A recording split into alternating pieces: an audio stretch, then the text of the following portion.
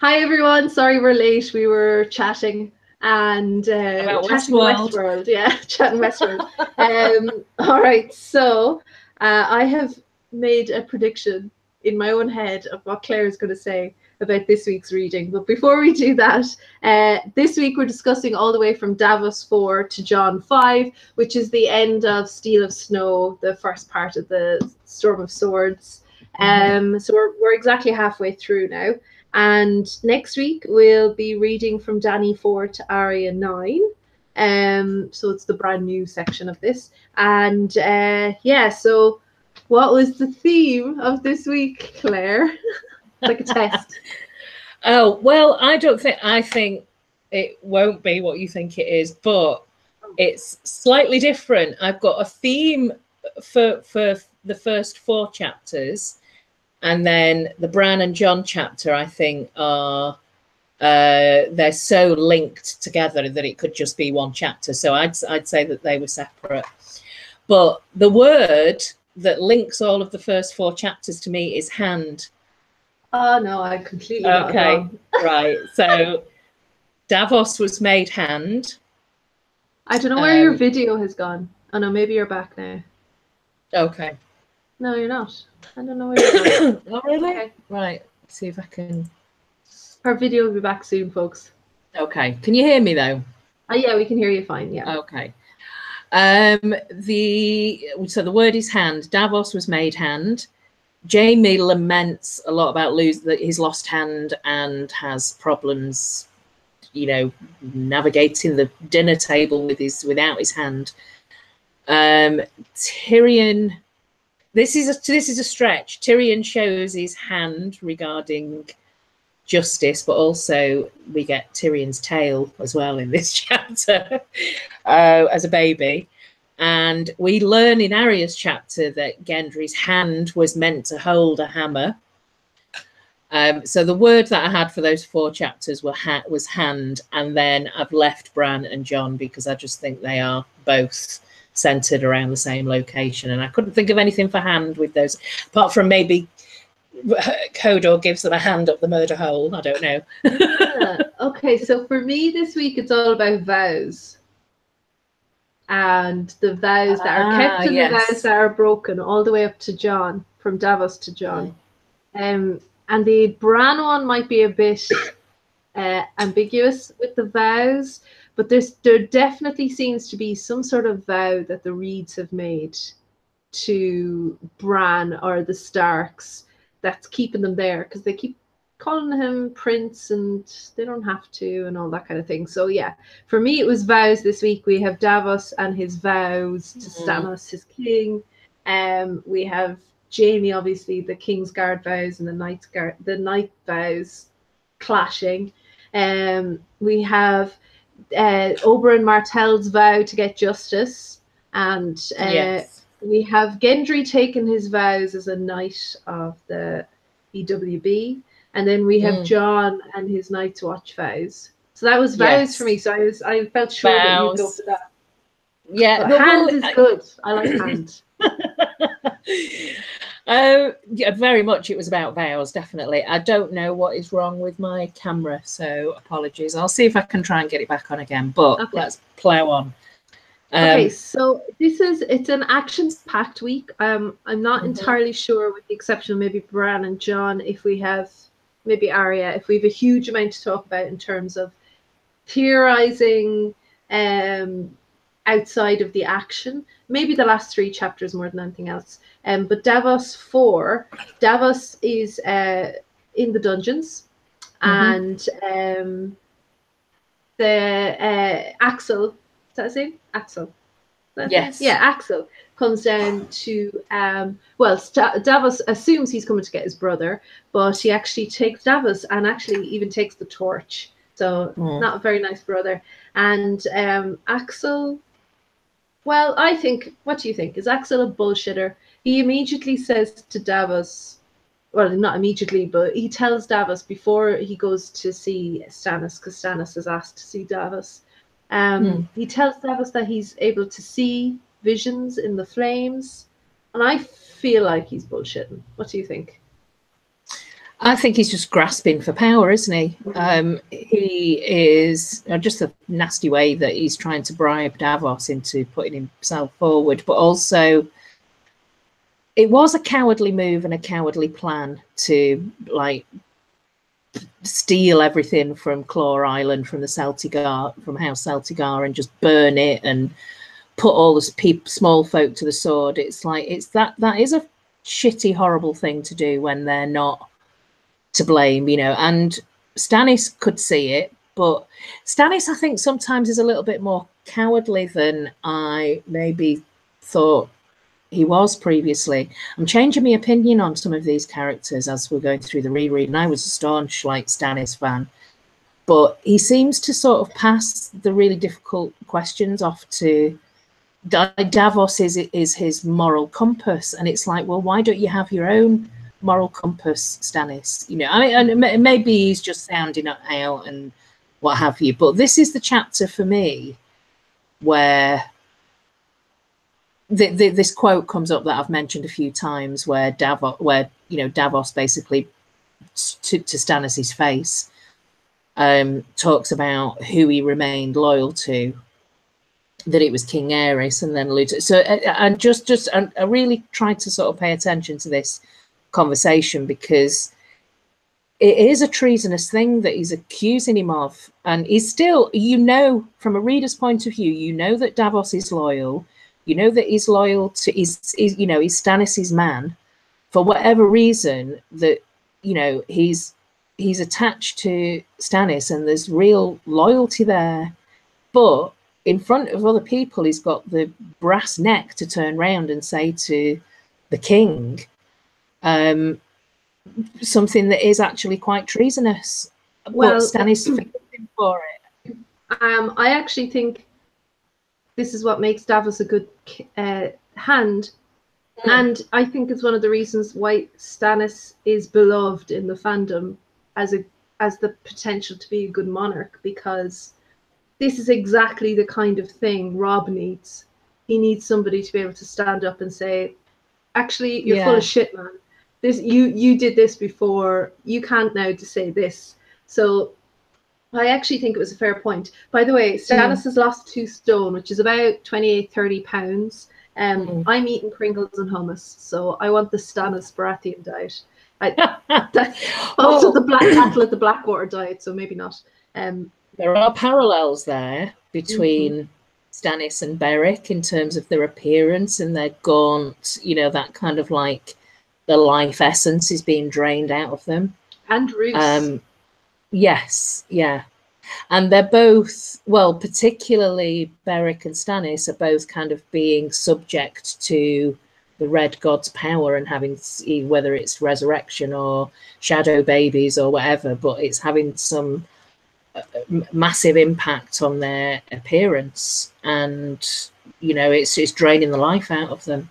So there's just to go back to Axel for a second, because it is very much he is trying to grab power here, which is fair enough, because Stannis is basically relying on his men now, right, or his family's men. So I suppose it's not all that surprising, but I feel like the bits where he said sorry, let me turn that down. The bits where he said he's been he's able to see visions in the flames, I think it's horseshit. But I also think that the inclusion of that is George's way of undermining the validity of what Mel is seeing and what she's showing Stannis, or how she is telling Stannis to interpret the flames. I don't know what you think, but I feel like this is a kind of a Mel red flag to kind of go, you know, when they say they see snow, it may not be that kind of snow. It might be a different kind of snow. Yeah, But yeah, I mean, Stannis, there is a lot about Edric and the blood and everything, but I just wanted to ask you, do you think there, obviously the visions that Mel sees and the way she interprets it, it's interesting later when we see Arya with Taurus. He's a very different slant on things. But the way she interprets things, is there any truth in what she's saying? Is there any kind of, because I was thinking at one stage she says that Westeros needs to unite under one king before it goes to the great battle. And I just wonder, is that the way George will take it in the books? Like, will we see a king before we see that final end game type battle? What do you think? No, I don't. Not necessarily. I think what her vision is that we need one king to rally the realm. But I don't necessarily think that's going to happen before there is a great battle. I mean, and I do think that there's some truth in her predicting, you know, the great battle being the cold and the night that never ends. But there's huge, you know, that you've got to take everything that Mel says with a massive like bucket of salt, let alone a grain of salt, because what she's seeing and what she interprets can be two completely different things. And also some of the things that she keeps going on about waking the stone dragon. Yeah. And I'm still not entirely sure what that, I mean, that could be a number of things, but it's still not clear to me, you know, exactly what that could be. Yeah, I'll actually maybe come back to that in John's chapter. But the other thing I want to point out is Stannis talking when Davos says that to. Actually, I'm not sure if it's before or after Davos says it to him about, well, you went with your brother over your king. Stannis talks about the people that Robert surrounded him with, and he actually makes a really good point. The first person he should have got rid of was Varys, and like in Jaime's chapter, the very next chapter, we realize that that's definitely the first person he should have got rid of. So why on earth did Robert keep Varys around?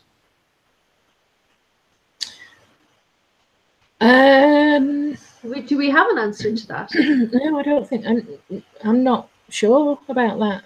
I mean, there was a few people that he kept around after the rebellion, after the war. Well, Varys was like Barristan, super Targ loyal. Like in the next chapter with Jaime, like we know Pycelle turned against him in the end.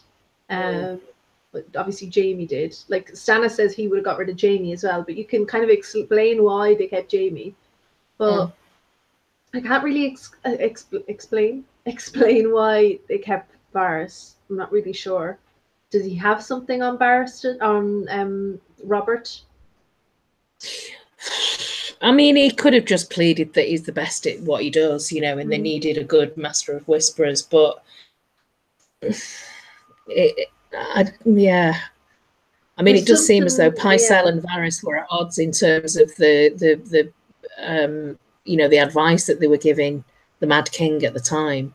Pycelle was clearly on, you know, a Lannister man, and Varys was like, don't listen to him, don't do it, and they all completely ignored him.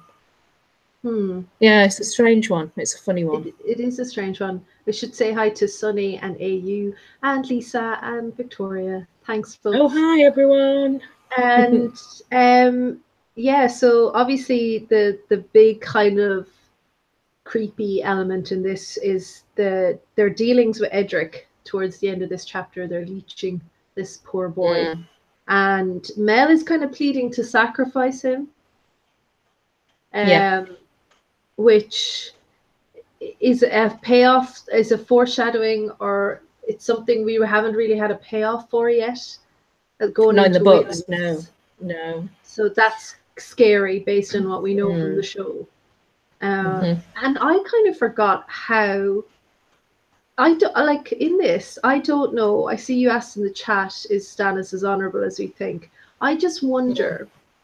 Because he doesn't really make a great case for himself. He does say that it's his duty to take the throne, but he's really, in this, he seems to argue to Davos that he's doing it for Shireen, that it's her throne as well. Although then he does say if he gets a son, it'll be his. So well, and he says much later on. This is one of the numerous release chapters from Winds of Winter, but the Theon chapter with Stannis, where Stannis sends somebody off to ASOS with a mission to get more men or to contact the Iron Bank or something. And he says, you know, you may hear that I'm dead. It may be true. It might not be true. If it is, make sure that Shireen's on the throne. He seems quite, I don't know. I think they handled Stannis terribly on the TV show. Well, and that's to do with the actor. Everybody found it very difficult to work with him. Apparently, that's like one of the things that they said about how his exit on the show. A lot of fans had a problem with, and apparently it was done because that actor was so difficult to work with. Yeah, that's I don't know, but I think just going back to. AU is saying that he never ever liked Stannis, and that when he left King's Landing to hide at Dragonstone was a big tell for me. I totally agree. I think him running away and leaving Ned to deal with all that. Sorry, are you talking about when he first leaves King's Landing or after the Blackwater? I think when he leaves Ned to deal with everything without telling him what he knows, he's clearly ready for a power grab at that stage. There's something in the dialogue in this chapter between Davos and Stannis where it's when Axel's talking about his plan, the plan with Clare Island and the Celtigars, and also just to mention that when they're talking about the castle being stuffed with jewels and rubies and Valyrian steel axes and things, that apparently there's also a horn that can summon monsters from the deep. That's useful to remember. Yep. But when they're talking about loyalty in this context of would it be the right thing to do or not, is Axel's plan a good thing or not? And Davos says, as you remained loyal to King Aerys when your brother raised his banners. And it is treasonous, and Axel says he speaks his infamy to your face, which is a really big thing to do. Quickly, Stannis gets rid of everybody out of the room, and we have this brief glimpse into possibly his thoughts of what was going on at the time. And I think I think there's a question here. He says it was my brother or my king. It was a hard choice. And that he chose blood over honor. But I just think, when you think about blood and you think about honor, are you actually saying that you chose? Because he didn't say, this is who I chose. He said, it was my brother or my king. It was a hard choice. And then he says he chose blood over honor, which makes you think, well, he chose his brother. But I'm questioning which blood. Which blood? Was it Targaryen blood? Because actually the Baratheons were related to the Targaryens as well at some point, earlier down the line. So you might want to explain. I don't think. Yeah, sorry. Yeah, well, I've mentioned before that, and this was one of MP's theories, that actually Stannis didn't hold Storm's End for Robert. He held it for his king, and the reason, the reason part of why he did that was because, and this is where MP's theory comes into it.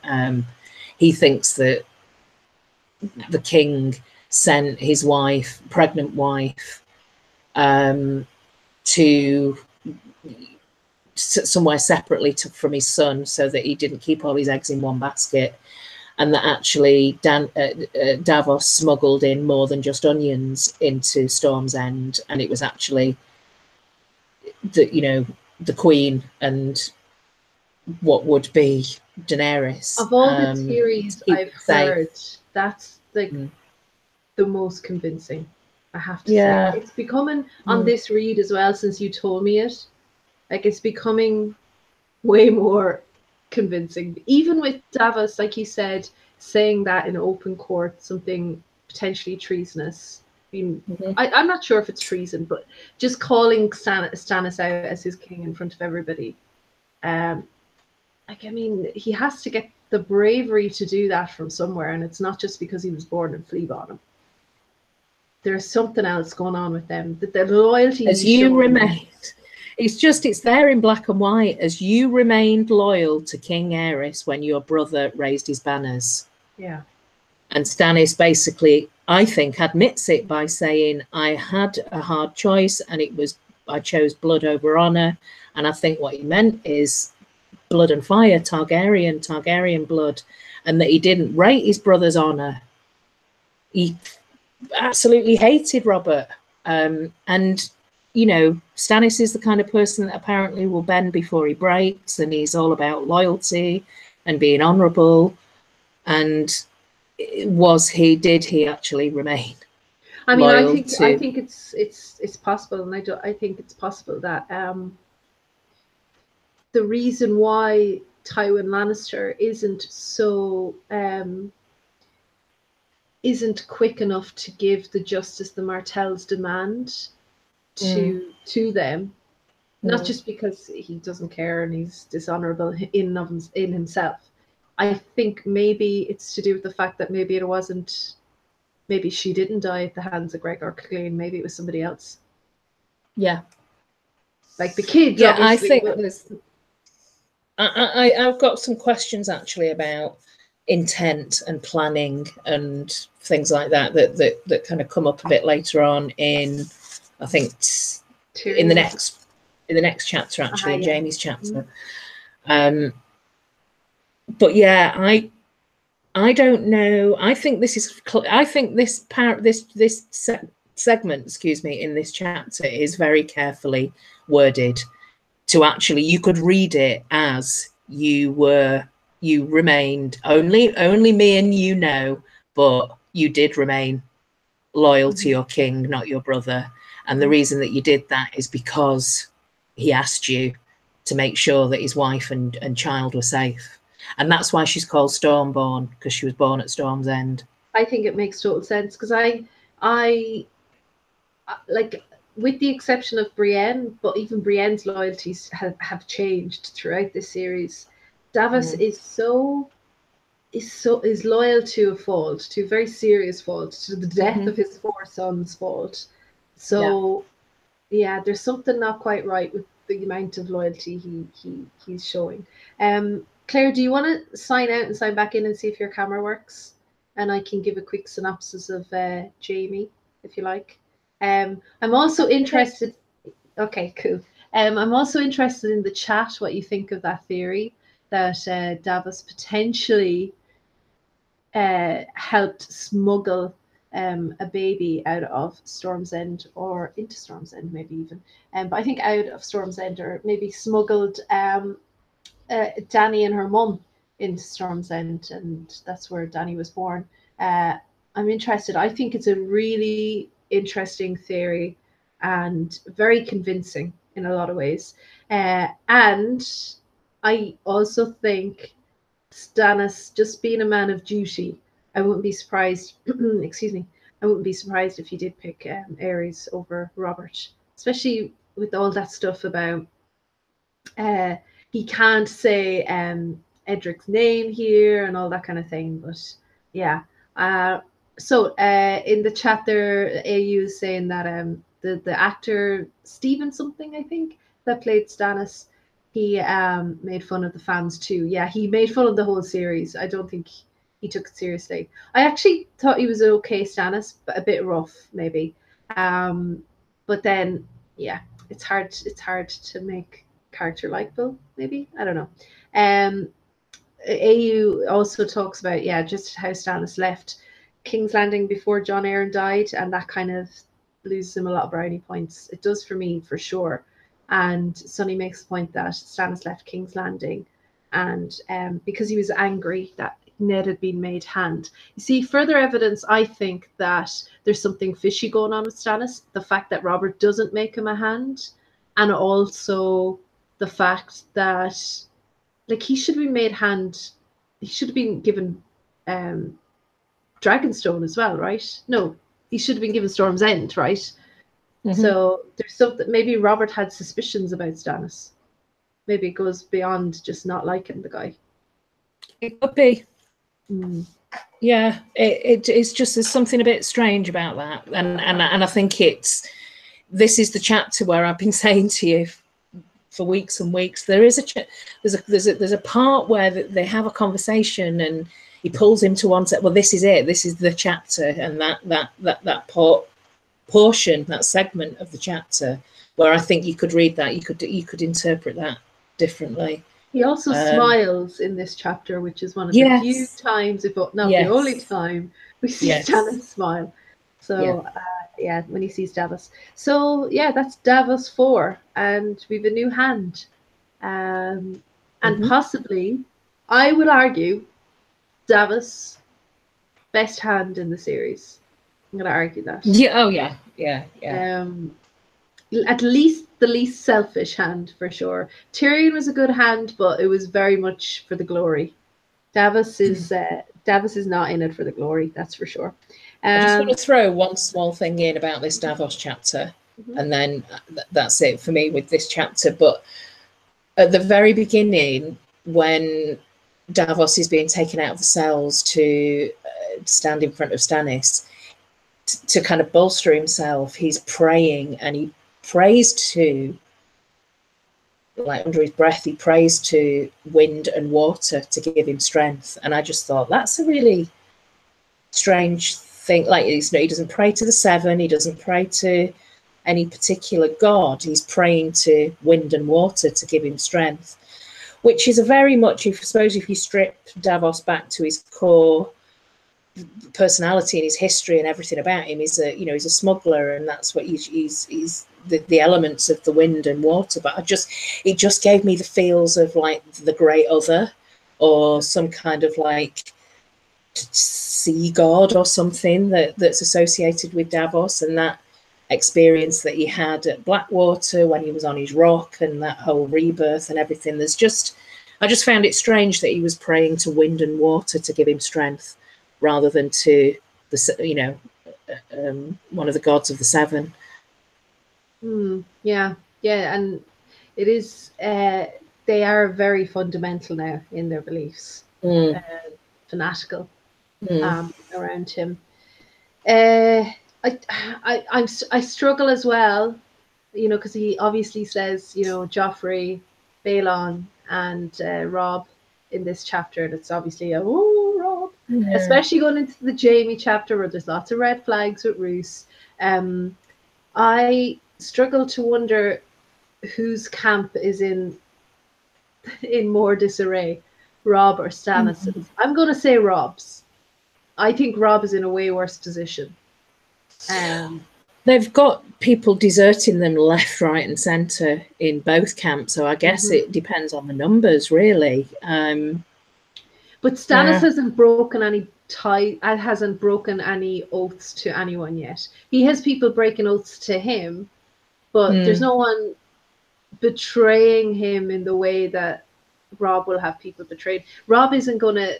People aren't leaving Stannis really pissed off and looking for revenge. Rob has had that now twice. It's in a mess.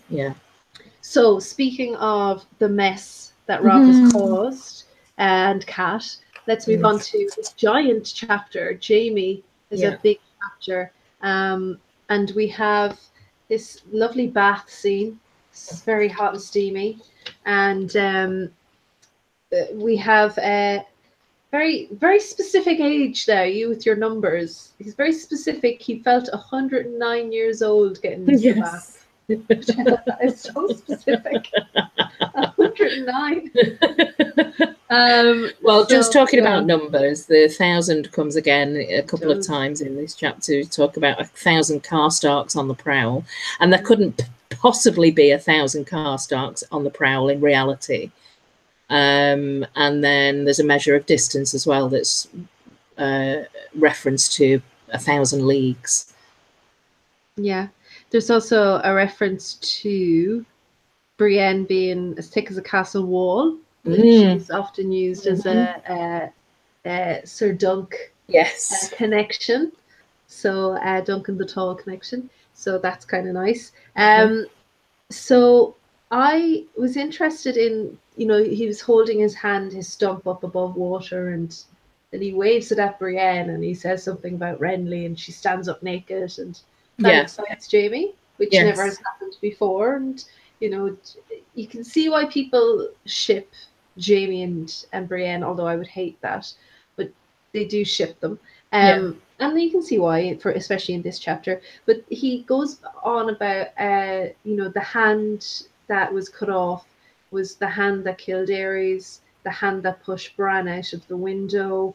And it made me think, is this kind of hand, the thing that he cut off, is that like him leaving that wrongdoing behind him symbolically? Because he is definitely going through a huge transformation.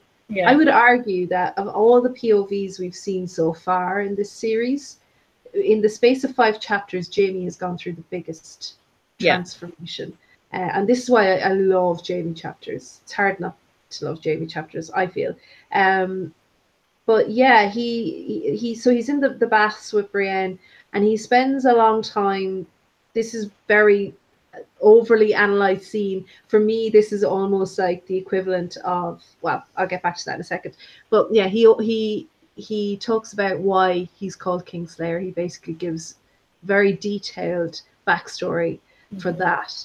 And it reminded me of, even though the next Jaime chapter will remind me of it even more, that chapter 10 from Game of Thrones, the Ned 10, I should say, chapter, which is the Tower of Joy chapter, where he is under the influence of the milk of the poppy. So he's having this dream of the Tower of Joy. It's something that's been alluded to since Ned won, but it's never at the forefront of his mind. But this is why I love Jaime chapters, because here we have Jaime not only giving us the backstory to why he's called Kingslayer pretty quickly into his character arc, but also saying it to somebody else. He's like confessing this to somebody else when he shouldn't even be saying it. Like Brienne says, "You're not supposed to. Why are you telling me you're not supposed to say it?" And he just does. He says, "It's about, I'll break my, or why didn't you tell everybody else?" She says, and he says, "Well, if I didn't, I would be breaking a vow by telling people." And it's just like, this is why I love Jaime. With Ned, it was infuriating how little you were getting from him. I know that's the whole point, but it is like, it's not at the forefront of Ned's mind. And yet with Jaime, here he is. This is what you hear his motivations. You hear his crisis of confidence. And he's done that before. In the first chapter we had with him, we got his motivations for pushing Bran. Like he's a very open and honest character, and that's why I love Jaime. But yeah, that's my Jaime love fest over. Sorry.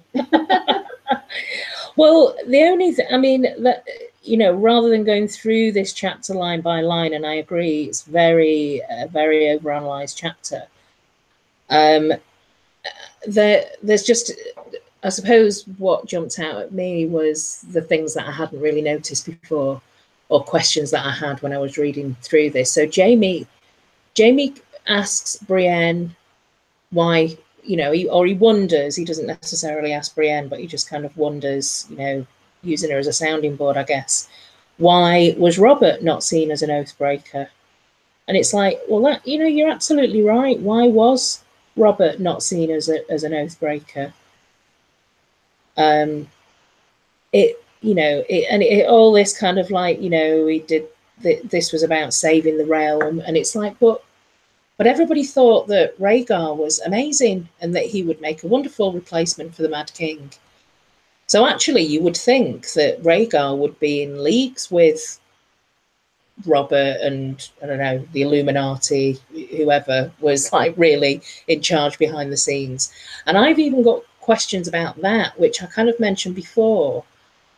Was generally what I got from this chapter was how much actually was planned and how much is just people reacting to things at the last minute.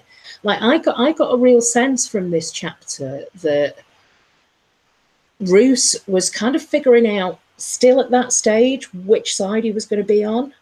Like, am I going to remain loyal to the North, or am I going to go with at the dinner? Yes, yeah. And there's also somewhere reference to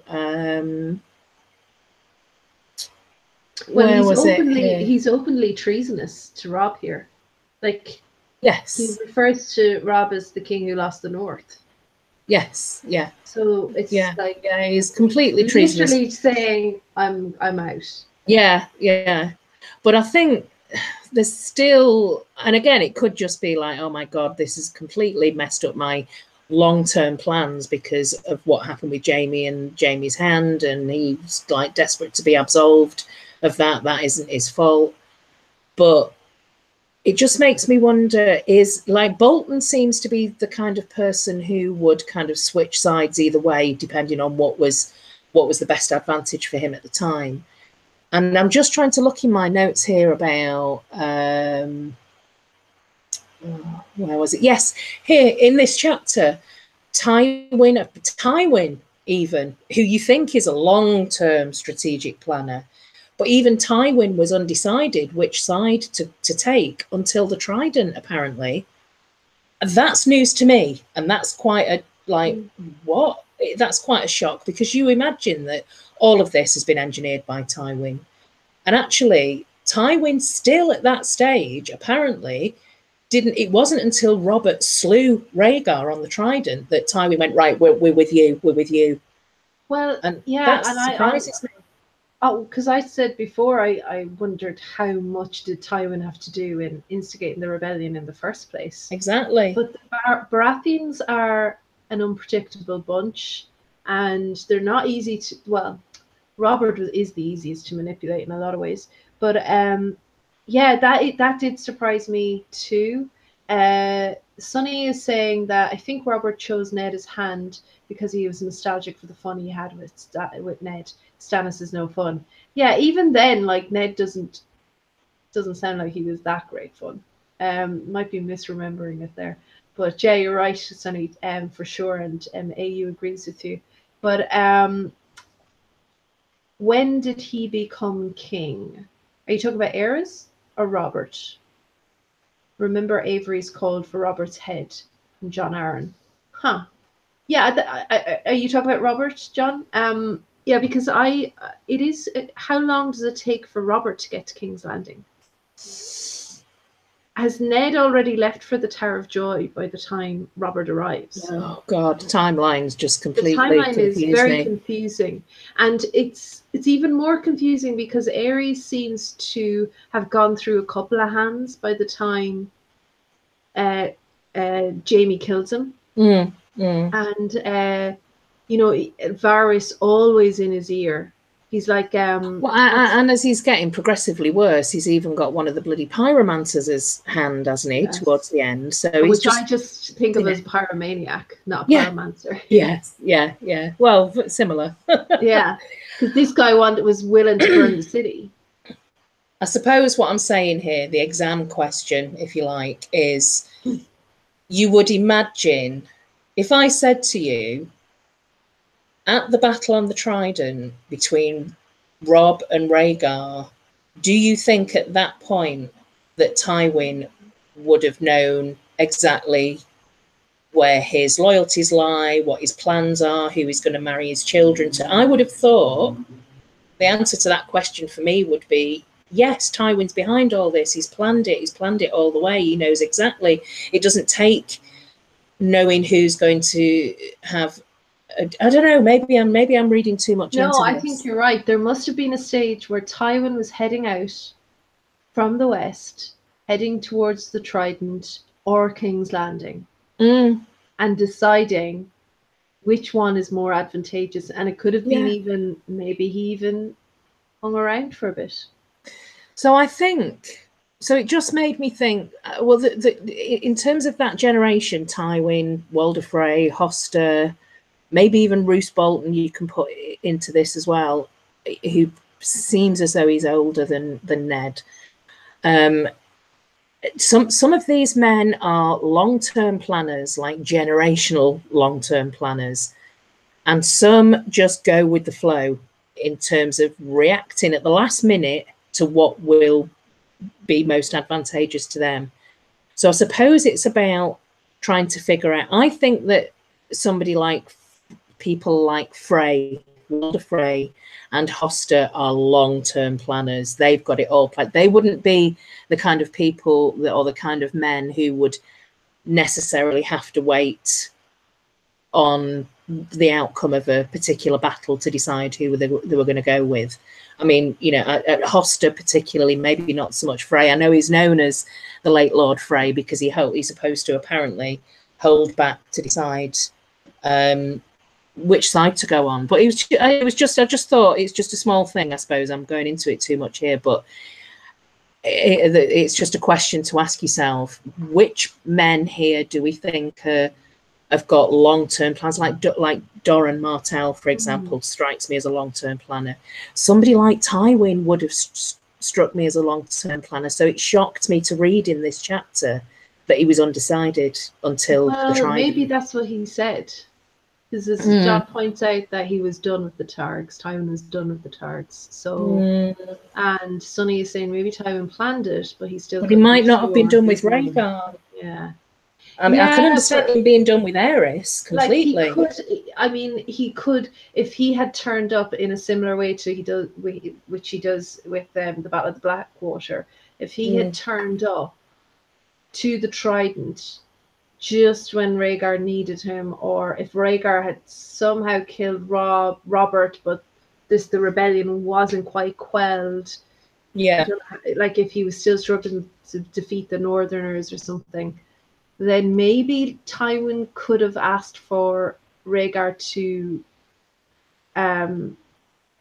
take Cersei as a wife, since he'd already taken Lyanna as well. So like polygamy isn't out of the question. Yeah. So there could have been that, but I feel like he knew. I feel like he did know.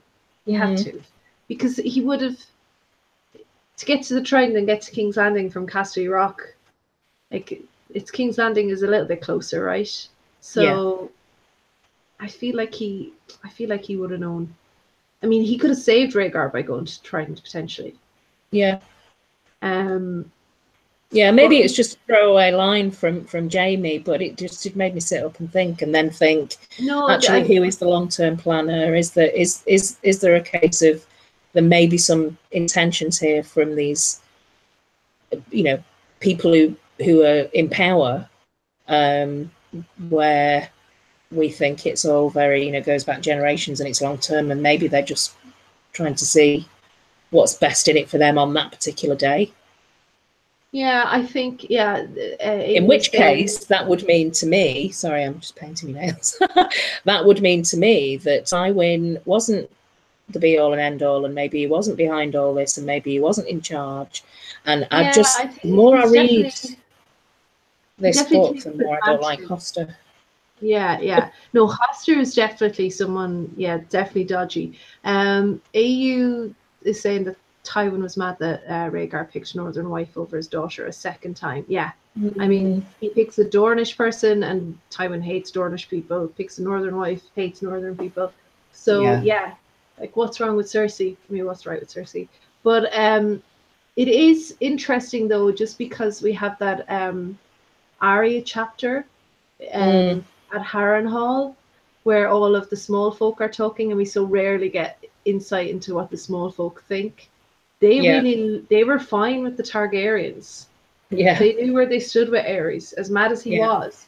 And let's face it, if you're in the Riverlands and Aerys blows up King's Landing, it's not going to stop you from having to shovel horse shit the next day. Like, no, and I think also there was that kind of like, he's crazy, but his son's going to be so much better, and the future's going to be so much better, and you know, everyone seemed to love Rhaegar. It's like that scene in the Holy Grail with the two people packing mud at the side of the road, and you know, not realize one of them doesn't realize he's living in a monarchy, and it's hilarious. But anyway, all right. So the big thing in this chapter is obviously Roose, and there's a line where Jaime, he says that he knows the game that Roose is playing, and he feels sorry for Robb. So clearly Jaime has picked up that this guy is turning. It's very obvious that he's turning. So Brienne then she's going to be given to Vargo Hoth. Lucky Brienne, huh? So that's it for me for this chapter. Do you have anything else that you want to say about this chapter? One tiny little thing at the end where Jaime remembers Tyrion being with the Crofter's daughter for 2 weeks. And you remember previously we had a conversation about Tyrion's memory of this, and it was like, God, he's making it seem as though it was like they lived in this, they had this life together for like maybe over a few months or a few years. And Jaime's basically saying here that all happened within 2 weeks. So either Tyrion's got a very vivid imagination, a bit like Robert with Lyanna, and he's really kind of embellishing this backstory and this kind of, true love, beloved, and what, or there's something more to it. Or his day-to-day life at home is so miserable that those 2 weeks of happiness actually stand out, Felt like 6 months. Yeah, which is very sad. It's very sad, especially as we go into Tyrion 5. Yes. And finally, the Viper is here. I want to be there to greet him. There wasn't enough.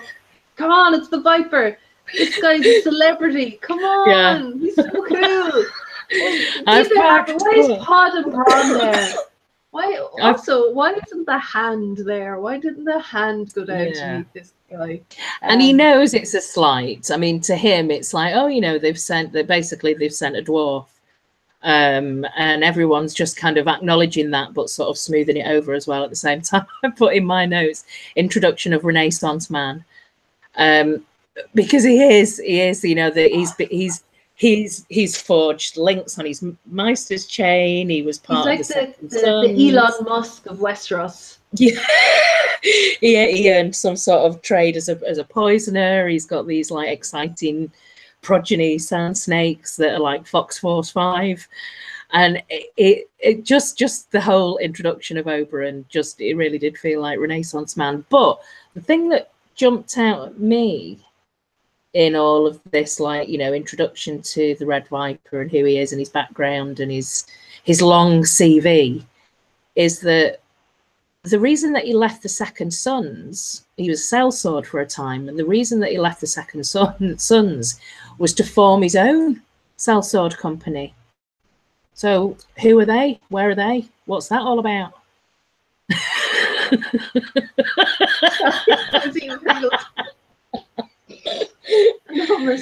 I'm sorry. I have a lid, like a saucepan lid over it, so the midgets won't get into them. The midges. All right. I should give you a sign. This will be a long one, Kat. You can have some snacks. Sorry, and I dipped it the wrong way around, so it went in arseways into my mouth. Oh no! Such problems in my life. So yeah, the Oberyn with the he's such a strange character, Oberyn, because why does he want to know about the Maesters to begin with? Also, the Martells show up with 300 people, and they say there's like 1,000 coming, isn't that right, or something? Which is obviously bullshit because they don't have that many people to spare. But yeah, this sellsword company sounds amazing, and we get obviously him showing up with the Paramour, and then Tyrion points. I suppose what I'm sorry to interrupt. What I'm saying about the if he went off at some point to form his own sellsword company, who are that? Does that company still exist? Does he still have control of them somewhere? Is this like, is there a kind of Oberyn side job going on somewhere in ASOS where Do you think that could be the Sansa? That he formed his own company, his own sellswords with the Sand Snakes, possibly. Maybe that's what well, maybe that ties into it. But I'm just wondering, does this company still exist? And if they do, where are their loyalties? What kind of mandate have they got? If they do still exist, you can be sure Doran knows nothing about them. Yeah. Well, something about Oberyn going to the Faceless Men at one stage as well?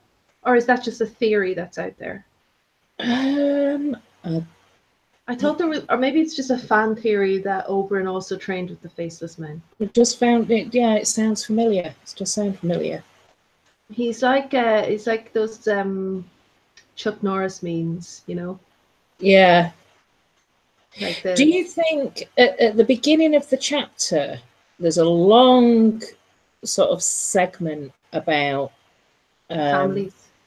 Yeah, about all the banners and the sigils and Pod guessing them, and like it really goes on and explaining about the salty Dornish and the sandy Dornish and the stony Dornish.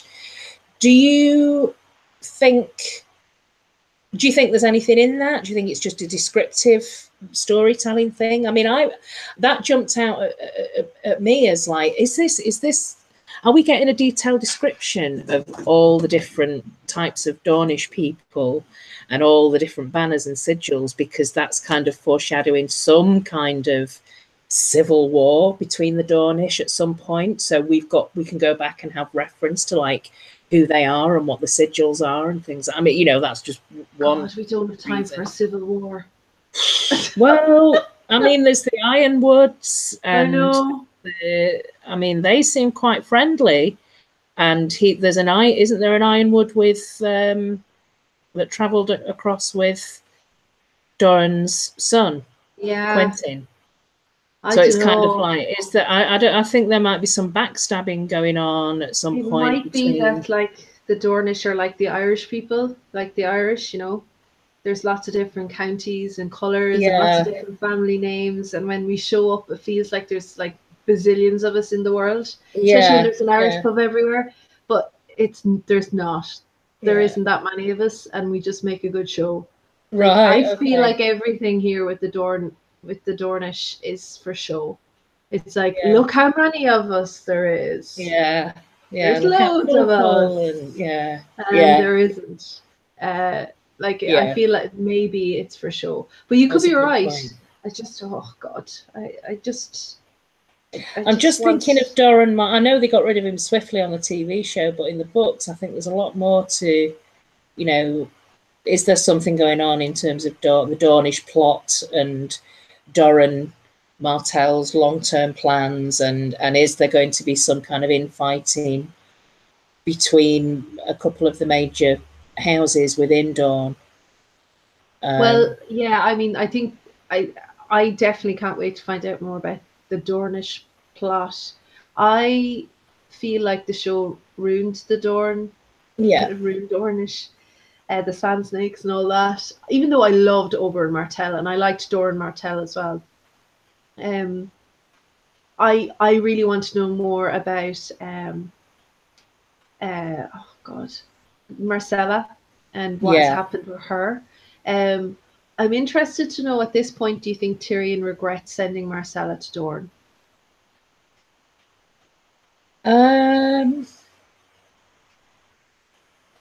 Well, I'm not sure. I think he probably does after Fee. I mean, the thing is, Oberyn completely intimidates or tries to intimidate Tyrion in this chapter, and he even admits at the end, you know, there's no. He basically turns around and says, "This is the reason for me being here. It's justice. It's for Elia. It's for her children. I'm going to start with Gregor Clegane, but I'm coming for your dad." You know, he was under no illusion. He just basically just laid it all out for him and said, my brother may be meek and mild and gouty and what have you, but I am actually bloodthirsty. I'm here for revenge and justice. To the point where the only thing that Tyrion could do in response to that was start chanting out numbers of how many people were in the, you know, how many men were in the gold cloaks and how many, you know, how do you expect to, and because he was intimidated. So I think on that basis, he probably does think, shit, why did I send Myrcella to these people? It's like, why isn't Tywin thinking like that? Like, why isn't Tywin worried about pissing off these guys? regardless of how many there are, they do have his granddaughter. And is she just completely expendable for Tywin? Oh, she could be. I mean, if you think about how Cersei feels about, you know, not being a boy. Yeah. There's a couple of things in here that interest me, just little things that jump out. That Joanna ruled Tywin, which is interesting. And apparently he was never the same after she died. So there was a Tywin pre-Joanna's death and post-Joanna's death. She obviously had a massive impact on him. And she also seemed to have a huge amount of influence on him as well. I don't know, maybe she just had something over him. So here's my question. The Rains were killed by Tywin when he was a very young man before he marries Joanna, right? Yeah. So is she the reason why he doesn't commit such a massacre again? Because maybe what she tempers him. Wedding, you know, he is like, well, that's less brutal than other things I could have done. Yeah. I just wonder, because it is interesting, you know, that she had that hold over him. Maybe she was keeping him in check or giving him humanity. The thing I was most interested in was the story about Cersei showing the baby to Oberyn and Illyria really Illyria really thinking he was so cute, and I kept thinking of Kawhi. That he was so cute, and something about her breastfeeding him herself, which was weird. But also that Cersei says to the milk nurse or the wet nurse, he's mine. Yeah. And Tyrion was like, oh, she's hers. Like, this relationship is weird. It is very weird. Very weird. But I mean, I can see in this chapter where certain little theories come up. Like, I think there's a theory that Oberyn and Illyria were kind of incestuous as well. And he says in this chapter that him and his sister were we were inseparable, much like your brother and sister. And it's like, really that close? And I mean, like, Brandon went to King's Landing and died for his sister. Like, it's not like they're not always. By the way, Jaime and Cersei don't do that for one another, and they are incestuous. Yeah, that's true. They don't go to die for one another. Yeah. So I'm not certain about that. Now, I wouldn't put it past Oberyn. Oberyn would basically shag anything that moves. Yeah, by the sound of it, yeah. And the other little thing was about this tax on prostitution in King's Landing that they're talking about and they call it the dwarf's penny, which Tyrion is like, you know, he hates it. But I just thought, it just reminded me of maybe that's just a little introduction or foreshadowing for Penny later on. Oh yeah, of course. Yeah. But it's interesting that when Tyrion tries to throw in, you know, that there are Tyrells here and that, you know, you're not going to get very far, blah, blah, blah. And he starts sort of saying, look, you know, don't try it on here, mate. And he brings the Tyrells into it and he mentions Willis, and Oberyn very, you know, his reaction was unexpected. And he was talking about, basically it sounded like him and Willis were like pen pals. Lovers. Yeah, maybe. Yeah. And that it wasn't, you know, he didn't, the injury that Willis had to his leg was because he was basically, he got his foot stuck in the stirrup. And he recognized, this isn't, you know, this is my fault, it wasn't your fault. So that's, it's like kind of like who you imagine these people to be mortal enemies, and actually they're pen pals. I have to say, Oberyn Martell is definitely one of my favorite characters in the show. Yeah. And I'm so glad he's now in the book again. I love him. He's great. And when you meet him, you want all the Dornish to be like him. Yeah. Although I do like Doran. I do. I find a fascinating guy. But Tyrion, I think we can definitely say at last has found his match. Yes, absolutely. And actually has been outmatched. Yeah. By this guy. This guy is definitely, he's better at sleeping with people, and he just seems more intelligent. So yeah, he's more honorable. Yeah. So yeah, Tyrion is in trouble with this guy, potentially. Shall we? Oh yeah, with the vows, of course, he's vowing to get. His justice. Yes, he vows his justice, definitely. So shall we move on to Arya 7? We have 2 Arya chapters next week, but only one this week. Okay. Arya 7. Wow, this is a dark, depressing chapter in a lot of ways. Yeah. So we have Beric, and basically Beric sounds like he's a zombie, like he's not really alive. Yeah, he's not eating. He is not sleeping. Can't really remember who he is. I think he asked Taurus at one stage, "Are you my mother?" Like he doesn't know anything, and his head is caved in. And Arya wonders if Taurus could bring back Ned. Could he bring back a decapitated body? Yeah. And Taurus says it doesn't really work like that. But unlike Mel, this is the contrast here is he is showing no certainty in what he's doing, but Mel does.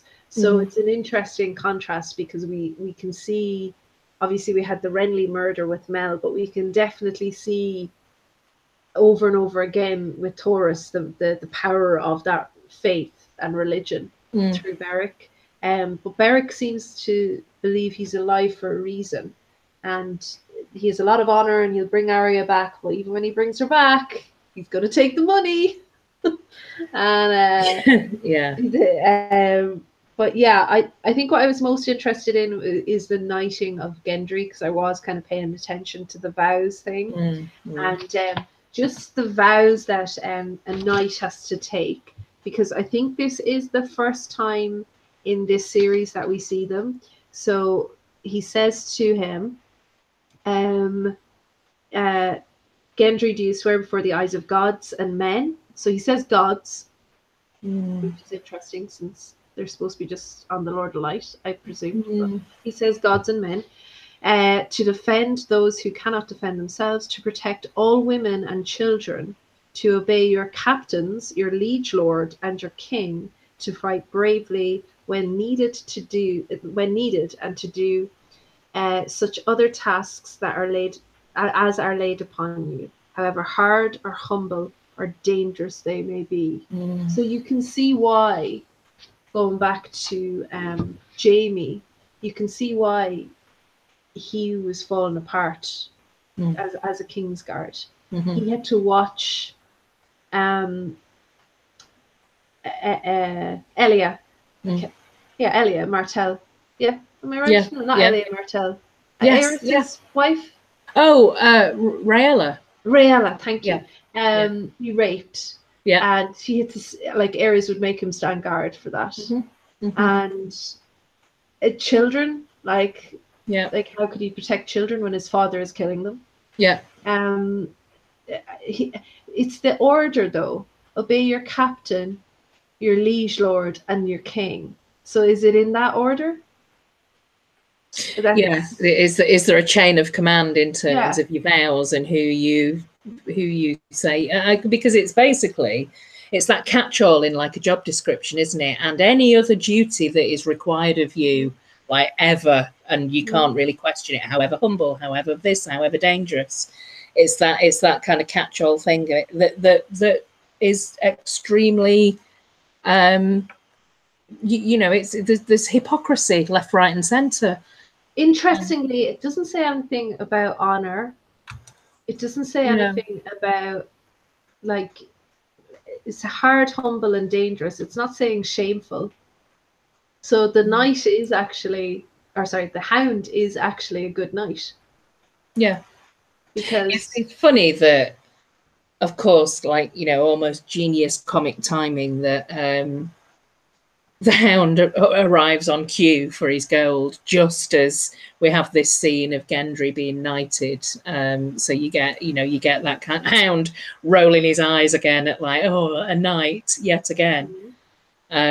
So this runs throughout about the honor of a knight, what the vows mean, how they can be. So you can interpret them in many different ways. But I think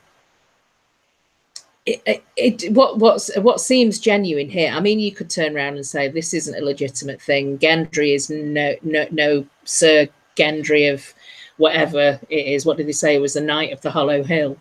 It's a kind of kangaroo court, false mummers, this, that, and that. You could just swipe that to one side and say that's not genuine. But in the moment and in the honor within the Brotherhood Without Banners, they do want to protect the weak and the vulnerable and the small folk. And I suppose what we're seeing here is a true knight being knighted. Absolutely. But you also still get the kind of confusing vows, like what do they mean? Like the witnesses. There's witnesses. There's there's a highborn lady. There's a religious person in the form of Thoros. So everything, I think it's legit. I think it's as legit as anything that takes place. It's as legit as Jaime's knighting by Arthur Dane. Arthur Dane that knighted him, right? So, I mean, the other thing that so Beric obviously, and this awful kind of state that he's in, and Thoros talking about how every time he comes back, he's less of what he was. And then we get Arya trying to remember her list, and she comments on the fact that she can't really put a face to everybody anymore. And it just made me wonder, is this foreshadowing for what's going to happen to Arya? That she will Arya, no matter, she'll think she's holding on to it in the same way that Beric is holding on to defending the small folk. That's basically the only kind of principle he has left of who he was when Ned sent him off.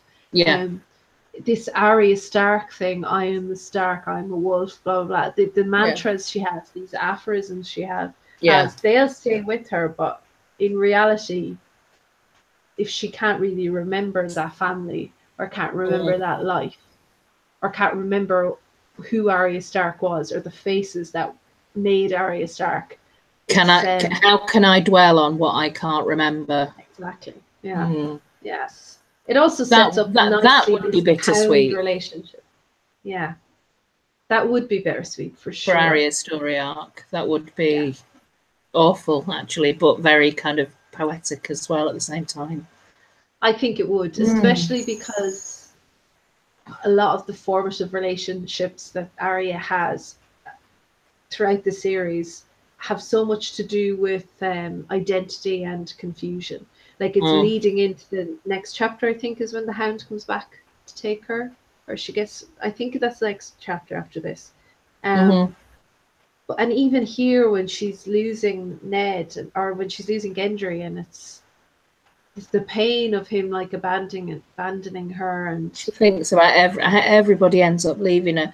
But then when she's falling asleep, she hears that it's that affirmation again of the howling of the wolves. I think the wolves are calling her to join them. I think that's what that is. I think the more that happens, the more I think it's Nymeria calling her, and eventually I think she'll just warg into Nymeria. Possibly, have that like that second life. I don't know how long. I don't know what the lifespan of a direwolf is. Probably high enough. More than a wolf or a dog, I would have thought. But I just love the petulance though of Arya. The fact that she comes straight out and says to Beric, "How is it that you're alive? Explain yourself to me. How is it that you're alive?" She just comes straight out with it. And at the end, where Gendry's kind of trying to say sorry to her about about the fact that he's staying, and she just sort of pretends that she doesn't care, when really we know she does, because she's mourning the fact that everybody ends up leaving her. Even Hot Pie left her, and she thinks about all these people leaving her. But it's very poetic. Gendry, you know, my hand was meant to hold a hammer. God, you know, that's so. And then he's talking about how he really admires the Brotherhood without banners are actually King Robert's men. And it's like, you know, you couldn't get anything more symbolic really for joining the Brotherhood without banners. But yeah, I mean, I think we need to bear in mind here in this chapter, we've had recent news from George R.R. Martin that he kind of mentioned, oh, you know, isn't it terrible about Beric? And he basically described him as a firewhite. And this was before the beginning of the season last year, and everyone just lost their shit about what the hell does this mean, and what does that mean for Jon being resurrected and Cat being resurrected? Are that, you know, are they like different variations and forms of whites? Jon's dead. Jon is not coming. I don't think we're going to get. No, I think I agree with you. I don't think there will be, which makes me very sad. But I don't. And can you have a king that's a white? Probably not. Well, there's a kind of little connected thing in Jon's chapter where he references that. I think he says he thinks about Ghost when, I think it's when Summer arrives, but he thinks about Ghost at one point, maybe before Summer, and he thinks about immediately, and you'd think, why those two thoughts connected? He misses Ghost, and then he also has this fear about dying on his own, dying alone, like without Ghost. So I think that I think you're right. I don't think there will be another point of view chapter from Jon in the books. Jon is cold hands. Time traveling. Oh no, let's not do Westworld again. No, let's not do Westworld though. It's only Bernard. Bernard, yeah. Yeah, I mean that's it. That's all I have. I will say though, with the Gendry and Hot Pie thing, they wouldn't be in that position without Arya. Yeah, like, she's the one that brings them to those positions. Really, they were her little pack. Yeah. So then we move on to Bran 3, and Bran 3 and Jon 5, one of the few cases where we get the same events happening from two different point of views. Has that happened before? Yes, it has. A couple of times. It's happened a little bit with Tyrion and Cat, a little bit with the arrest. It's happened with the baby swap from Jon. There's a Jon perspective, there's a Jon point of view, and then a Sam point of view. Much later on, which is very similar to this, and also that's right. I think there's another one as well. I think there's another Sam and Jon one possibly about the sword, about the burning, about Stannis' sword. I think. Right. Okay. It hasn't happened. This is the first time it's happened, is it? Yes. I can't remember it happening before this. So yeah, well, that's interesting that it's happened with Jon. It's always involving Jon then. Because I do think that, you know, as we move forward, whoever is around Jon is what we'll get from Jon in the series. And I've said that with Bran as well. Eventually he's going to have to stop giving us Bran POVs.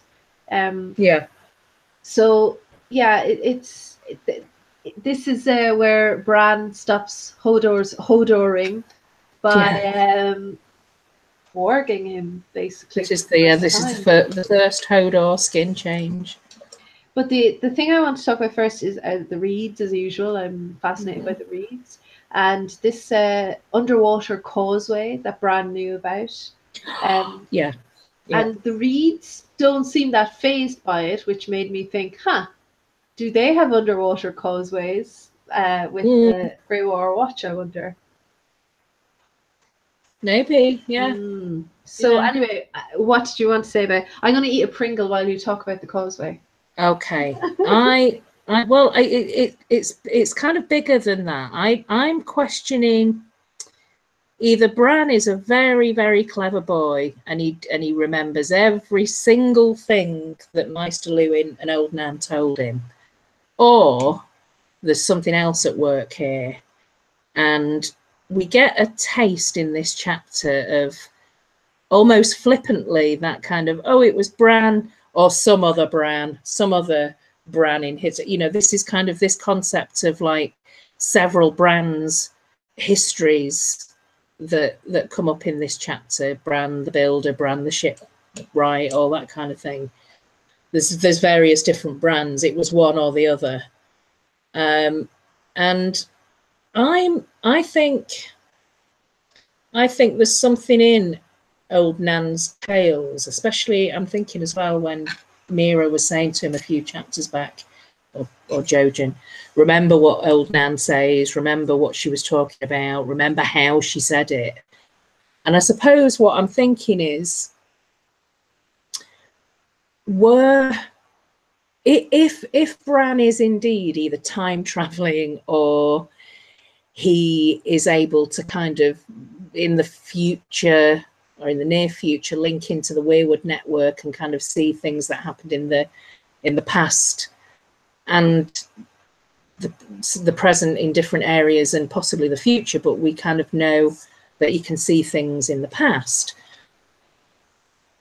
So even if it wasn't him, even if it's not, you know, I suppose there's a theory that this is the same Bran throughout history, or it's just, I think, which is more plausible rather than it being exactly the same Bran throughout history, that Bran is able to see these other Brans throughout history and know their history because he can see it and he's watching it. And I just wonder whether old Nan is there as a kind of story prop for Bran to remember these stories as a trigger, not because he's remembering being a little boy having stories told to him, but because somebody is telling him these old tales that then trigger his memory of the past because he's actually seen it through the Weirwood net, or he's experienced it as a previous Bran, if you believe that theory. So I just thought this. So I suppose that, yeah, the question I put in my notes is: were old Nan's stories some form of trigger for Bran to remember the details of these stories from the past? He can kind of tap into it and go, oh yeah, I actually saw the wall being built, or I actually saw Winterfell being raised, or what, you know, all of these kind of things that have happened with these big Bran characters in the past. Is there some link to how old Nan is I'm not saying that old Nan has got any kind of you know, any kind of motivation other than just reading him a bedtime story, but he seems to remember an awful lot, and like reciting all the castles that are along the wall backwards and forth, and it's like, you know, and he remembers, he thinks. So there's one sentence for me that links this chapter with Jon's chapter, and it's when they're being asked about the gift.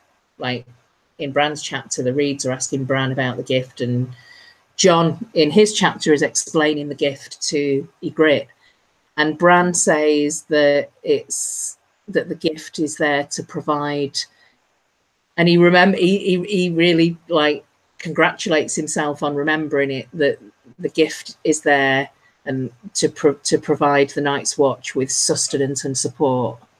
And then in Jon's chapter, he explains to Ygritte that the villagers, exactly what, you know, that the villagers were there to kind of work the land, and the taxes that were sent to the Night's Watch. So basically, they were the villagers helped to feed and clothe the Night's Watch, and that's what that's Jon explaining what it actually was, rather than Bran going, it was for, what was it for now? What did it say? Oh, those are the words, sustenance and support. And it's obviously exactly the same thing, but it's just the way they explain it differently in their different point of views. But yeah, this whole, you know, the knowledge of that's quite specific. How would he know that? Really, how would Bran know that? Would he? And why would Nan have known that to tell him that in a story? That this particular tower had a moat around it that's got a secret causeway. Maybe it was like a well-known tale, and Jon did seem to know about it as well, but I can't remember. Is it just in the TV show, or was it in the book as well, where Lewin is trying to get Bran to remember houses and he just doesn't? Or it's in the TV show. Yeah, it's in the TV show as well. I don't know if it's in the book, is it? I think it is. Maybe it's not, but yeah, no, I think there's something to old Nan wasn't his teacher, so why would he remember everything so clearly unless, you know, he got these stories over and over again, or unless she was sitting with him in the room when he was in his coma and also telling him these stories over and over again. I don't know.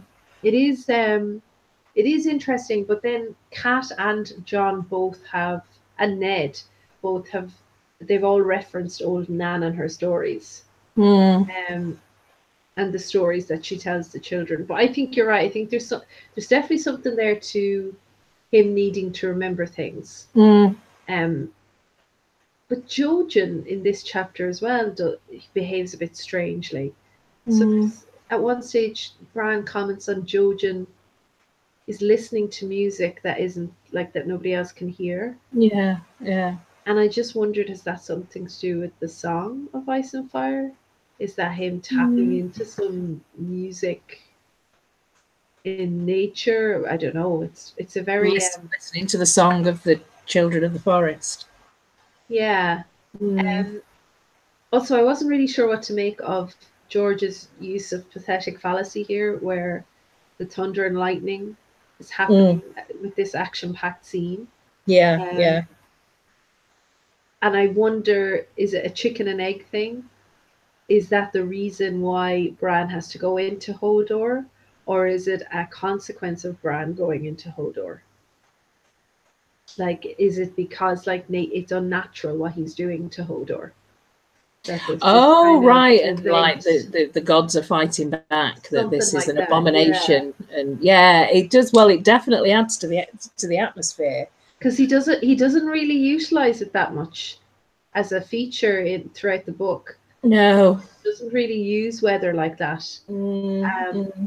And the only other time I think that we have like a storm of significance is when Dany is born. That we know of. I don't know if there's another storm. If there's another storm, I suppose there's the storm that kills the Baratheon parents. Yes, and in the story much later on, there are like snowstorms around Winterfell with Stannis, and when it's that kind of thunder and lightning, that coming from the gods type fury, which is what it feels like. It definitely does. Yeah, absolutely. The part where he wargs into Hodor, and the part where he does it it's so quick, and it does feel like he instantly knows that he did wrong. Yeah, it's like almost this psychological rape. Yeah, he's like, he just did it, and that's it. He did what he needed to do, and that's it. And it's like he's been fighting against not doing that. I feel like he knows he could have done that a long time ago. Yeah, or at least he would have been thinking, is that, is there anyone else around me that I can do the same thing that I do with Summer? He's got to have been, because he's inquisitive, so he's got to have thought that. But he didn't. He absolutely kept it from them, because Mira outright asked, "Wow, how did Hodor manage to calm down?" And Bran says that I don't know. And then in his head, that he does. He does exactly know what he's done. This is the beginning of Dark Bran. Yeah. Spider-Man 3 Bran. Yeah. So poor Hodor. I mean, good God, he's frightened to death as it is. And then to top his night off, he has somebody like roaming around in his head. Well, and this is what I wonder, is he afraid of the storm outside, or is he afraid because he knows that this is the first time this is going to happen? Oh my God. Oh, that's even worse. Is there something in him that knows this is it? This is the start of it. This is when it all starts. This is when it all starts. Because we don't really know how it's... Did you watch Get Out yet?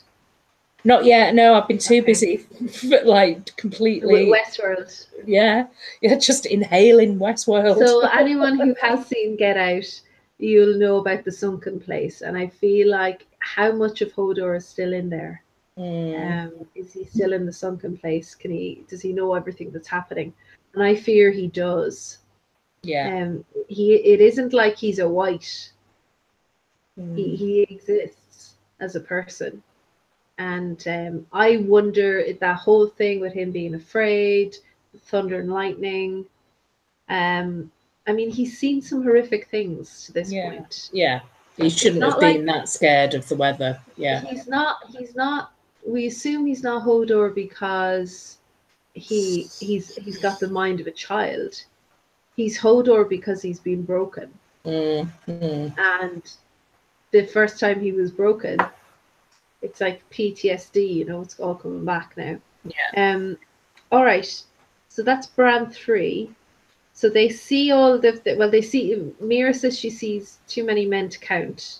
But there's not that many men with Jon, so I don't know what she's talking about. But anyway, sees too many men to count, and that's why they have to shut Hodor up. And obviously the direwolf is still outside hanging about.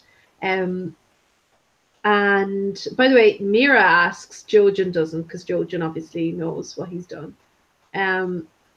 So we start then with Jon 5, or is there anything else you want to say about Bran 3?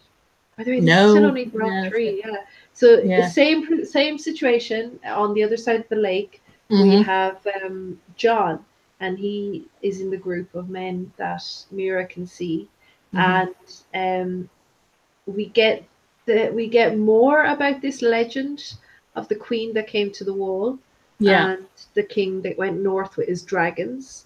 So my first question is, did those dragons have time to lay eggs? Well, yes, I would have thought so. Yeah. Because she's there long enough to get bored and go to the wall. Yeah.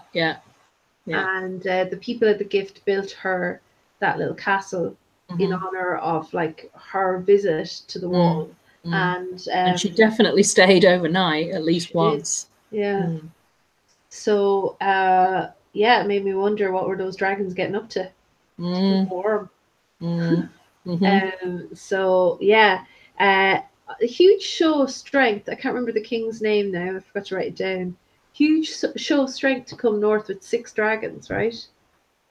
It makes Robert Baratheon's trip north pretty pathetic. Yeah. And this was a king who travelled a lot and saw saw more of the realm than any other king. And his queen travelled even further. Yeah. By going to the walls. So interested to know what she learned up there, and you know it won't be the last time a queen went to the wall, but definitely foreshadowing, I think. Well, and Ygritte in this chapter says, well, if she was any good, because she's good, Queen Alicent, if she was any good, then she should have torn the bloody thing down. And we know how much Ygritte hates the wall anyway. And she talks about this again, it depends on where you're standing, where's north and where's south, and who owns what and who's stealing what, and what belongs to who. You could say that the wildlings are genuinely the last of the first men, like they're the genuine first men, and everybody else is pretenders to Westeros. And because they've got this completely different culture, and you get this, there's this also from Ygritte, there's this sense of how lowly the wildlings are in terms of their, you know, their treasures and their belongings, and their, you know, the fact that she thinks that tower is like one of the big castles, and Jon thinks, well, I better not tell her that there's a tower in Old Town that's even bigger, even taller than the wall, because her small wildling brain just won't be able to comprehend the scale of that. This chapter shows how incompatible these two are. Yeah. Like, they're complete. Now that he's south of the wall, like, the love stories has ended. Yeah. You know, she kind of, when he pulls her aside to talk, or he wants to pull her aside to talk to her, she's like, oh, you know, you're trying to get my clothes off, and he's like, would I need to actually do anything special to have that? Like, it's like, the joy of sex is gone. It's like, now it's completely just like, taking it for granted. Totally. So now it's like, I'm south now, it's warmer, I don't really need you all that much. Barbara, how are you, Barbara? Barbara says, dragon eggs at Winterfell and the Wall. I've always thought eggs were laid at both places, but wonder who has those eggs. Or where are those eggs, potentially? Maybe there's, I don't know if anyone would have the eggs. That's interesting. Possibly underground, anyway. There's that thing, the you know, the like the ravine that's at Shadow Tower. Maybe the dragons. It's like the Lion King flying through the air.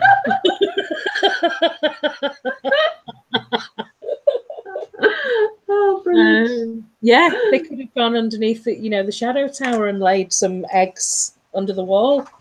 Yeah, by the Shadow Tower. God. Yeah, well, there's definitely a reason why the waters are warm at Winterfell. Yeah, sure. Yeah. Yeah, it's going to be like, have you seen, is it Reign of Fire, where they wake the dragons underneath? Have you seen that movie? It was filmed in Ireland years ago. Matthew McConaughey is in it, and Christian Bale. It's so good. Oh, it's what's it called? Reign of Fire. I think I have actually. Yeah, it starts with Christian Bale as a child, and his mom is an archaeologist, and they go down underground for an archaeological dig, I think, or a paleontology dig or something, and underground in London, and they wake up a dragon, and basically within you're mute. It's because the kettle's boiling. It rings a bell though. It's so good. I think it was it was a small budget movie, but it still holds up. Yeah. Matthew McConaughey was really good in it. So is Christian Bale. Reign of Fire with Christian Bale. We've seen it, haven't we? Yeah, it's good. It was made in Ireland. It's like the dragons that are on the underground. Yeah, the underground. Yeah. So similar kind of thing, and they feast on ashes. I think that's like they have to burn everything, and that's how they feast. Anything living, that's how they feast. Which is kind of like the dragons in this book, I guess. Yeah, so we get the same kind of legend from Jon's point of view. Yeah. Which is interesting, and you were already talking about that. But yeah, just the fact that Ygritte is just so like, Jon is there trying to say, no, they're not just coming here to like take what's theirs. They're also taking everything else. And they're just like, they have such incompatible worldviews. And, you know, he's like, well, what if the man who took you was smelly and horrible? Yeah. And she'd be like, oh, I could kill him. Slit his throat in the night. Yeah, it's like, she's an answer for everything. And every answer is, I'm a strong woman. I could kick the shit out of him. I would want a strong, rough man to take me because I'd give strong, rough sons. It's like, and you know, there's some part of me is like, wow, that's obviously if you're a woman, you're not allowed to not be strong and aggressive in the wildling culture. So, had Ygritte ever met any women from below the wall, she would have been horrified. Oh, completely. Like with someone like Sansa, Yeah. But I mean, John is right, I guess. It's just it just makes me wonder, how are the wildlings going to survive in this world? Maybe they'll survive okay, but it will be a very cutthroat world. Yeah. After the war, that's for sure, especially in the north. But yeah. So John, the whole way through this chapter, he knows he needs to get back to the brothers, tell them that danger is coming, and he admits then that they've no defenses. Yeah. Especially from the south. Yeah. And yeah, it seems pretty hopeless actually for the Night's Watch at this stage. Yeah. And eventually, anyway, he refused to kill the old man, although he does think, should I kill him? Yeah. He's going to die. Well, I mean, the way he rationalizes it, actually, I think is pretty fair, because he can see that the old man, in any different permutation calculation that you look at, is going to end up dead. So I can kill him, or he can be brutally, swiftly, or he can be brutally murdered by one of the Fens or whatever. But it's the fact that he hesitates. That's where it all went wrong. He hesitated. If he'd have just killed him there and then they could have, he could have got a few more days out of trying to figure out what they were doing, or, a few more rumbles in the sack with Ygritte, but it just all went to shit when he hesitated. So, yeah, but I just want to mention that Ned was mentioned in John's head, in his point of view, a few times actually in this chapter. Ned had plans, by the sound of it. Ned had plans to raise any new lords after the war to the gift, so like repopulate the gift and strengthen it and sustain it, and again make it have this like relationship with the Night's Watch to bring strength back to the Night's Watch. And it seems actually like a pretty good idea, and this was described as Ned's dream for spring. So why didn't that happen? I'm not sure. Don't know. I mean, maybe Ned just was a talker. Maybe he just talked about things and never really got anything done. So has this summer? How long has this summer been? It hasn't lasted since Robert's Rebellion, right? No, because there's. Well, maybe it has. Yeah, but Bran's described as a sweet summer child, isn't he? And he's maybe 9. It has. Yeah. So yeah, okay. So that's his dream for spring. I don't know why he had to wait till the spring. Maybe they can't sow anything at that stage. Maybe it's too late. Yeah. Seems a bit strange, but that's probably what's going to happen, right? They're probably going to put the wildlings back around the gift at the end. There's something about this phrase as well. All men must die. This has come up in really diverse situations, this phrase. And I was in the bath before thinking, is this one of those common phrases that just like, everyone dies eventually? It's quite and sort of, for the time, the setting of the books or whatever, it would be one of those phrases, maybe it would be quite a common phrase that's said everywhere, but it's been said by Arya and Jack and Agar, obviously that kind of faceless man, Vala Morghulis, all men must die, this Braavosi connection and faceless men connection.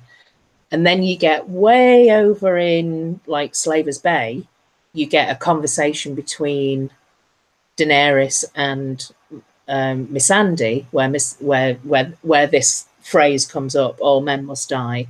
And then now in this chapter, you get yet again skip right back to the other side of the world in a completely different context, a completely different culture and environment.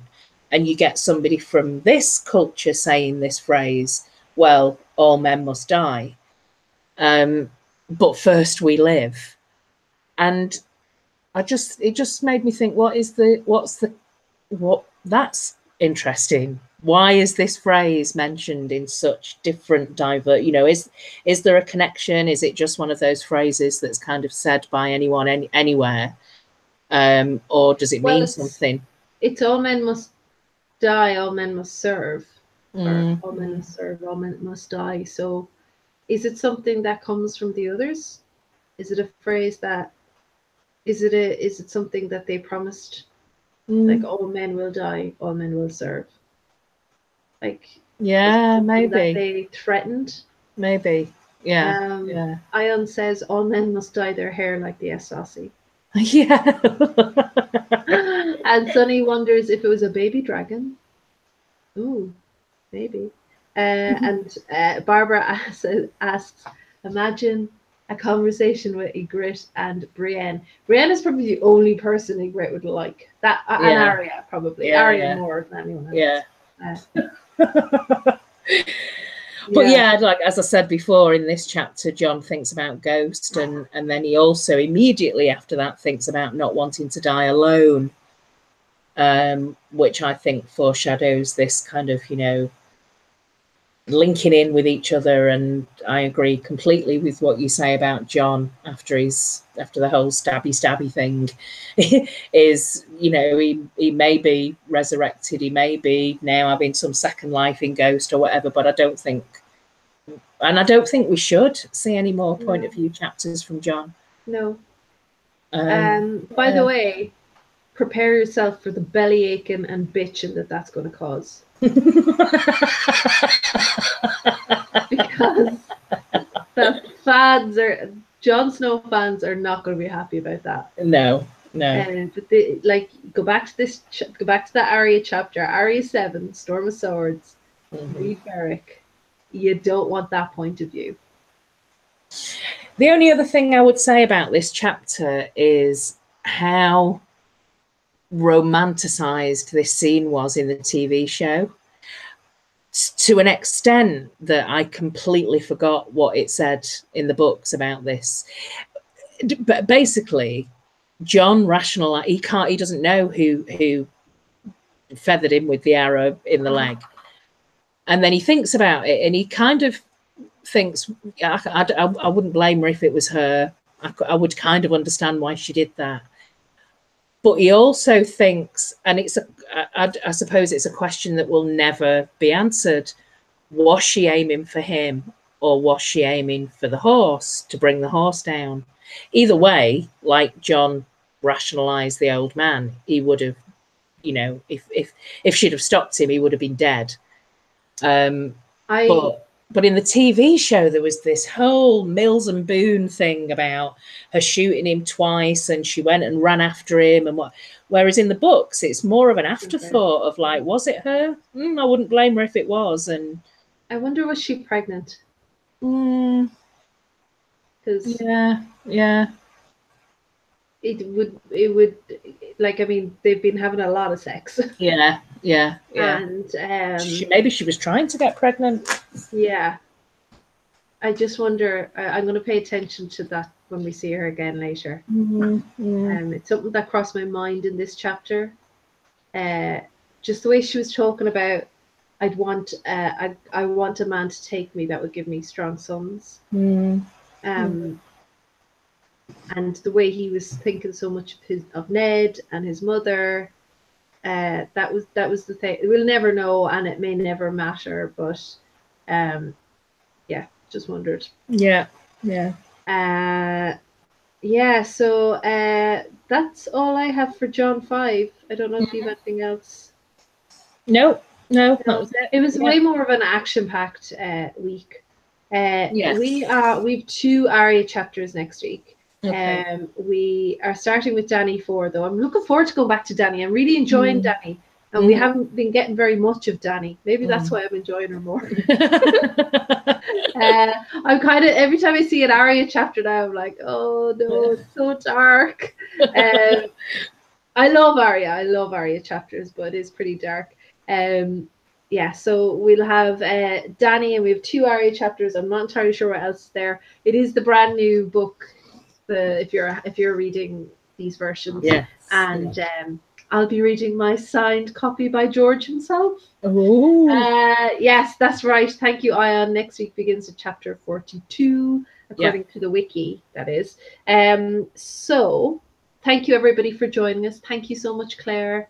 And go watch Get Out. I will. Okay.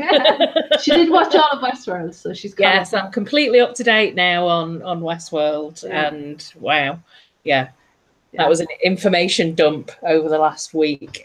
We were talking about how we don't want a lost outcome. Yeah, I just don't want it turning into lost. I would be devastated. And that's something that George is really worried about with a Game of Thrones, but it can't happen with a Game of Thrones because it's so plot driven. I just think if you're going to set up complicated, really detailed potential plot lines that have got lots and lots of possibility and opportunities, don't just leave them hanging there unresolved or really badly half-arsed resolved, which I think Lost did, and I think that would just really wind everyone up. I was actually watching, I haven't seen, I think with YouTube you get unsubscribed from people when you don't realize you're unsubscribed, but I didn't realize I was unsubscribed from Game of Thrones Academy. I used to really enjoy totally forgot, and I stumbled across I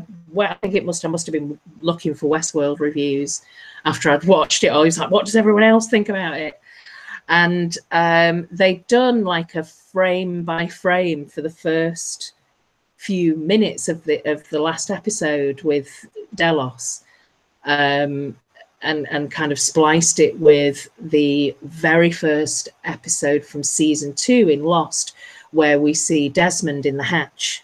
And he's like repeating the same thing over and over again, and he's got a record on that you can see spinning round on the turntable, and he's on an exercise bike, and it's like, this is very similar to that, to that scene and that kind of, and I just think, I hope it's not going down that road. Oh my god. Even though I did like that storyline, I did like the I loved Lost so much. Lost was great. I mean, I invested so much time into that. I was just disappointed in how it ended. I've had my heart broken in horrendous ways in relationships. Lost hurt more. It